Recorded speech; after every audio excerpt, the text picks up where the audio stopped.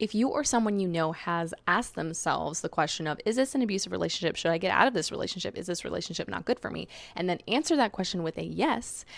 I want to share a couple sentences in this book about that very time, the time after you realize it's a yes and before the action. Because trust me, you will relate, and it might even give someone some courage.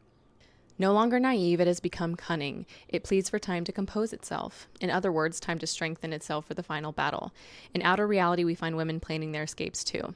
Whether from an old destructive mode, a lover, or a job. She stalls for time, she bides her time, she plans her strategy and calls upon her power internally before she makes an external change.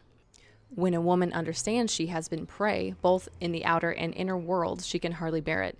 It strikes at the root of who she is at center, and she plans, as she must, to kill the predatory force of the psyche.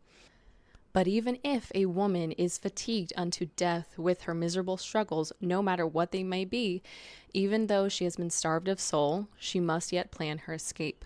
A woman must force herself forward anyway.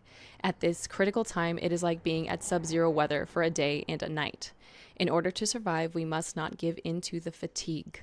To go to sleep now is certain death, as in go to sleep, as in ignoring what's going on, ignoring that you know that you need to leave, ignoring your inner calling, your intuition. You must not go to sleep.